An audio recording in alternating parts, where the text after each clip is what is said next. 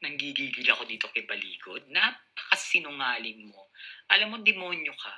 Sa totoo lang, taga-Antipolo ka eh.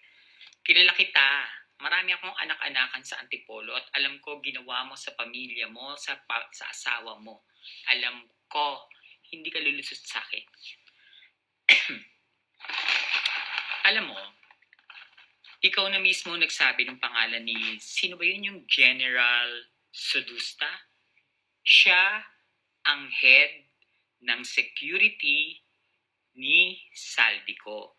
Yung 100 plus na security ni Saldico, ang may hawak niyan, si retired General Sodusta, Jeff Sodusta. Binanggit mo yan. Diba? Anong sabi ni Ma'am si Alan? Sa kanilang pag-usapan, yung mga binanggit mong pangalan, pwede namang ipatawag sa susunod. So, biglang umarte yung isa sa 18 Marines. So, hirap na hirap sila para sa bayan ng ginawa nila. Bakit sila ginaganyan? Bakit sila binabatikos? Hindot. Nag-iwan si Zaldico ng 200 million kay Jeff Sodusta para hatiin sa inyong lahat at makapagbagong buhay kayo. Pero anong ginawa ni Jeff Sodusta? Tig 50K, kain na ako.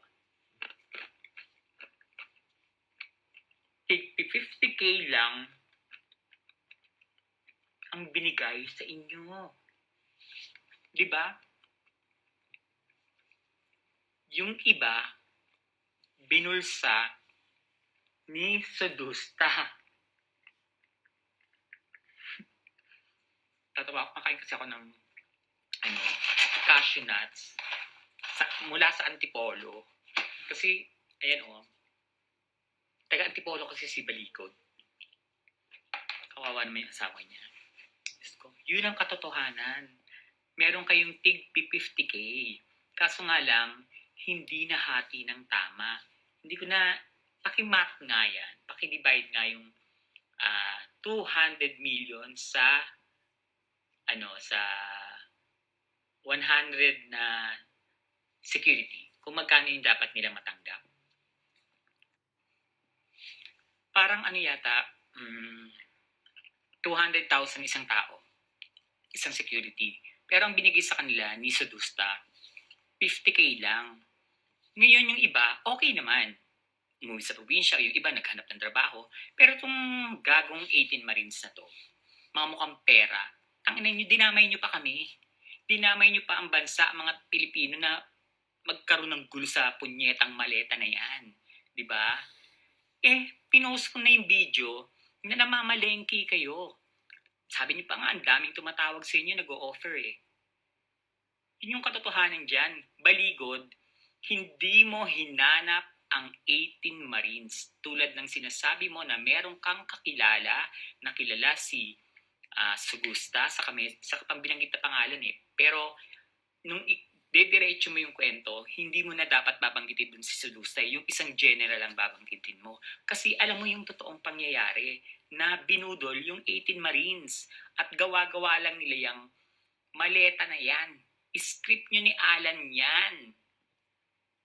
Kung hindi kayo lulusot sa akin, ipakwento mo sa 18 Marines. Sige nga, alam kong alam mo yung kwento na yan Kapag hindi mo yan kinuwento at hindi ka nagsabi ng katotohanan, sinusumpa ko, gagabain kayong lahat. Kakarmahin kayo, gagabain kayo kasi dinamay nyo pa ang Pilipino, ang Pilipinas.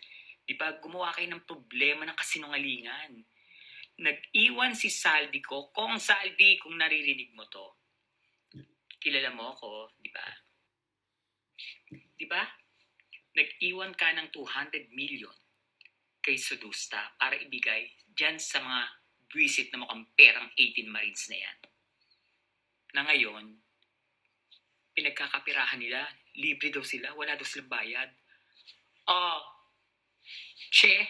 Hoy Baligod, baka may dalawin ka ng jowa mo. Sinungaling ka.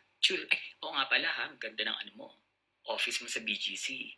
Mukhang sponsor yata yan ng Chinese ba yan? Ewan. Saan mo nakuha yung pera?